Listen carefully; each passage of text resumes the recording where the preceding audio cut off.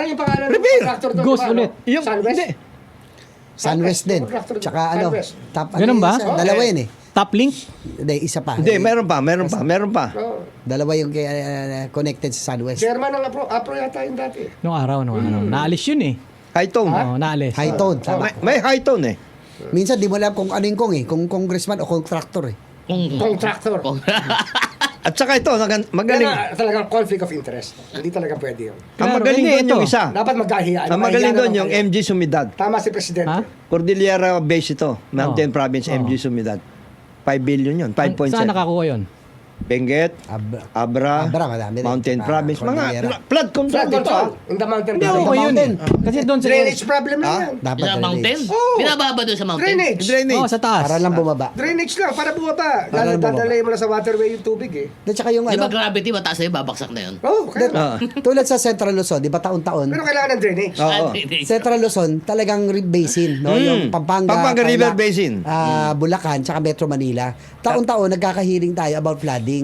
Hindi nasusod kasi nga, nagkahari-hati. Dapat yung mga floodways, masimulan na spillway, tsaka yung water impounding. Ganito kasimple yan. Paano ba yan? Ang ating budget Oh. for flood control is 350 billion a year. That's 1 billion a day. Merong may ano doon na titignan mo yung common sense, yung flood prone areas, dapat nakakonsentrate doon sana ang ating project, ang ating flood control projects. Pero kung titignan nyo, may mismatch.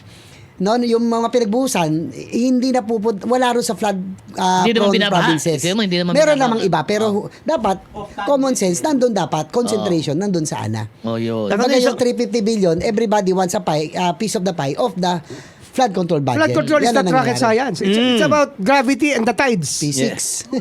Di ba? Gravity is- yan. The higher level, the water in the, The higher water level from will go to the lower Oo, level. oo. Tapos, high tide and low tide will determine the drainage capacity O, of the waterways. Yan. Napag-usapan yung tungkol sa capacity, Not rocket science. yung carrying capacity, yung desiltation, dredging, etc. Dapat naayos din yon. Kasi hindi nangyayari yun, ha? Maglalagay ka ng river revetment, etc. Pero wala kang dredging, wala kang siltation, Ang eh di daming tapos. dredging, ah.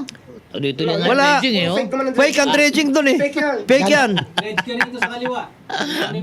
Ilipat naman dito sa kabila. Kaya gusto ko makita yung history nga ng dredging sa Oo. Imus River for the past 25 years. Yes, yun ang dapat tignan. Bakit hindi mo yun i-case study, yung Imus River na yun? Pag-aralan. Hintayin mo! Malapit na! Malapit na! Di ba yung top avenue na ba yun? UN? Top avenue Ano yung yan UN, eh? Kalaw. Ayaw kasi nilang ayusin lang yung i-clear lahat ng drainage. Drainage. Lahat i-clear lang eh. Drainage lang. ang Gusto ano. nila malaking project para may kita eh. Ba, ikaw naman. Clearing yung Hindi, Alam mo, gusto mo, tingnan maliit na tingnan project, logic. maliit ang Maliit kita. na Bakit project? Alam mo naman, maliit na project, syempre. Hindi, maintenance lang yan eh. Tsaka dapat dyan, ang trabaho dyan, drainage, tsaka Oo. pumping stations, hindi kung ano-anong milagro nilalagay. Hindi pwede. The protection at drainage improvement. Nakatakot-takot, taon-taon. waste, yung waste.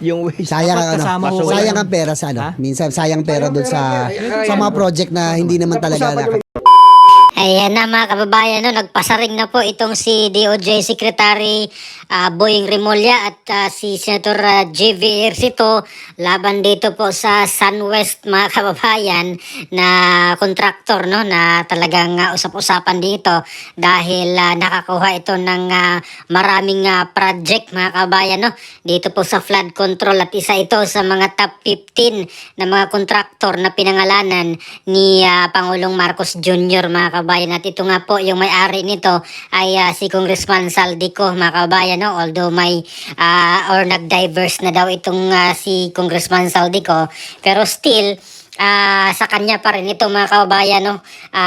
Sa kanya pa rin itong kontraktor na ito at pati doon sa kapatid niya mga kababayan, yung Haito, no, sa kanyang kapatid na pagmamayari na marami ring nakuhang proyekto mga kababayan at kasama rin dito sa top 15 na mga kontraktor na pinangalanan ni Pangulong Marcos Jr. at yung masaklap pa, mga palpak pa mga kababayan, yung mga proyekto ng flood control. Ang daming sira mga kababayan, kaya itong si Pangulong Marcos ay nag-ikot, nag-inspection doon sa mga flood control mga kababayan. Naglibot po siya doon sa Bulacan at kanina po ay nandun siya sa Benguet, no, sa Tuba Benguet. In-inspection na itong ginawang doon mga kababayan, kalsada na sabi ni Pangulong Marcos parang wala ding silbi. Yung proyektong iyon mga kababayan na kung saan milyon-milyon din ang halaga, no? At balik naman dito mga kababayan sa mga flood control, sabi ni Senator JV Ejercito, nasa 1 billion a day ang gastos ng gobyerno, no, para dito sa flood control mga kababayan. Sumatotal na sa 350 billion ang isang taon na budget, no, para lang po yan sa flood control mga kababayan. And yet ganito pa rin ang nangyayari dito sa ating bansa, no, kahit naman mga kababayan doon sa mga probinsya na hindi naman bahain ay nakakapagtaka dahil nilagyan ng mga drainage system, no, kaya po doon sa Abra mga kababayan, no, doon sa Manabo na meron daw pong proyekto doon na flood control at hindi naman daw bahain, no, yung lugar, hindi naman kasama doon sa Project NOAA, pati nga itong dito sa may Oriental Mindoro mga kababayan na kung saan ay nag-inspection mismo itong si Governor Dolor doon sa mga flood control at nakita niya mismo mga kababayan na talagang palpak, no, yung ginawa nila dahil walang bakal halos ang nilagay at yung semento ay manipis at hindi pulido yung pagkagawa mga kababayan, kaya nag-collapse, no, yung mga flood control projects doon at milyon-milyon mga kababayan ang ating pinag-uusapan ditong nasayang. Kaya nasabi tuloy ni Senator JV Ejercito kung talaga bang yung kong ay congressman or contractor dahil sila mismo mga kababayan, no, yung congressman na ang mismong contractor doon sa mga proyekto na kanilang ginagawa mga kababayan. At sabi nga ni Secretary Boying conflict of interest at dapat talaga mahiya po sila doon sa kanilang ginagawa, no, dahil talagang lantaran na ito mga kababayan yung ginagawa ng mga politiko ngayon, no, kontraktor na congressman, grabe. So dati sa panahon ni Pangulong Duterte hindi po ito ganito, no, parang takot yung mga congressman dati mga kababayan sa panahon ni Pangulong Duterte dahil yung PACC, no, yung Presidential Anti-Corruption Commission talaga ay gumagalaw noong mga panahon na iyon. Pero sa panahon kasi ni Pangulong Marcos Jr. mga kabayan, unang araw pa lang ay tinanggal na nila itong PACC, kaya talaga ngayon ay talaga talamak itong mga korupsyon, no, lalo na itong mga congressman. Although wala pong jurisdiction dito yung PACC kung halimbawa imbestigahan yung congressman, pero yung hawak naman ng PACC, yung DPWH mga kababayan, at konektado po yan. According nga po kay dating PACC Chairman Greco Belhica ay nung panahon nila talagang takot yung mga congressman mga kababayan na gumawa ng hindi maganda dahil talagang makakasuhan sila. At hindi man diretsa sa PACC ay rekomenda nila na doon sa ombudsman, no, kaya sa Sandigang Bayan makakasuhan itong mga congressman na gumagawa ng ganito mga kababayan. At ngayon nga po ay talagang hindi pa humupa, no, yung issue ng flood control mga kababayan, lalo na nung isang araw lang ay binaha po dito sa Maynila naman. Grabe, mas ano lang mga kababayan, ilang oras lang po ang ulan pero talagang pati ang Manila City Hall ba ay talagang binaha hanggang doon sa SM City, Manila, dito sa Taft Avenue, Luneta, Roas Boulevard.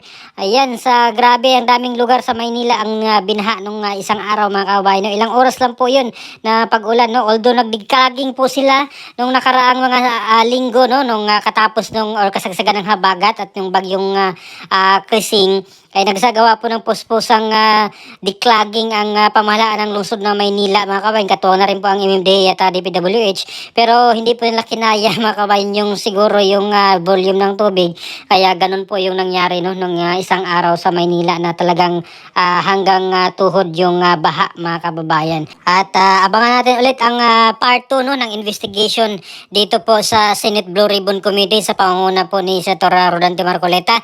At abangan din natin mga kababayan, no, kasi itong lower house ay magsagawa rin po daw ng hearing, no, itong TRICOM na sinasabi nila na magsagawa ng investigation patungkol dito sa mga anomalya ng flood control mga kabayan. So tingnan natin kung gaano sila kaseryoso dahil alam naman ng lahat na yung mga kasabot dito ay kasamahan nila dyan ng mga congressman. At mismong si Congressman Toby Chanco ang medyo maingay din ngayon mga kababayan, no, dito sa mga usaping ito dahil nung nakaraan po ay nahanap nga po niya itong report no, ng small committee ng BICAM dahil hindi daw po binigay sa kanya mga kababayan. At ito nga po yung dating chairman ng appropriation no, na si Congressman Saldico ay hinahanap sa kanya mga kababayan itong report no, ng small committee na binuo nila noong 2025 BICAM mga kababayan no, or noong 2025 national budget. At para po sa aking opinion mga kababayan no, itong mga pasaring ni DOJ Secretary Remulla at ni Senator JV Ejercito, itong patama dito sa Sunwest Inc. na pagmamayari ni or pamang-aari ng pamilya ko no, nila Congressman Zaldico at yung isa pang kontraktor na Highton na pagmamayari naman ng kapatid niya mga kababayan ni Congressman ko ay talaga namang sana ay maimbestigahan ito ng lubusan mga kababayan no, patawag dito po sa mga hearing ng Senado no, sa Blue Ribbon Committee at pati na rin dito sa lower house mga kababayan. Sana mapanagot ang lahat ng mga may kasalanan dito sa pangungurakot dito sa flood control no. Hindi lang po itong Sunwest, pati na rin po yung iba pang mga kontraktor mga kababayan na gumagawa ng mga flood control na mga palpak no, at sana ay maparusahan po sila mga kababayan dahil hindi po biro mga kababayan no, ang ginastos dito na para lang na sinunog ang pera mga kababayan no. Bilyones ang pera ng taong bayan nang nawala mga kababayan dahil dito sa mga klaseng proyektong na kinurakot lang ng mga politiko at mga kasabwat nilang kontraktor mga kababayan. Sana po ay makulong po sila kagaya po dito kay Janet Napoles mga kababayan no, nung sa panahon ni Pangulong Noynoy na talagang usap-usapan din po yung pera mga kababayan na nawala no dahil dito sa mga scam na mga peking NGO na kung saan doon nilalagak yung mga budget mga kababayan no, or proyekto ng mga politiko natin dito sa Pilipinas. So sana po ay itong mga politiko mga kababayan kasama na rin yung mga kontraktor na kasabwat ay makulong no. Sana maging Janet Napoles po sila para magbayaran or pagbayaran nila itong kailang mga kasalanang pagnakaw no dito sa pera ng taong bayan mga kababayan. So ano pong opinion dito mga kababayan? Please comment down below. Maraming salamat. God bless po sa ating lahat.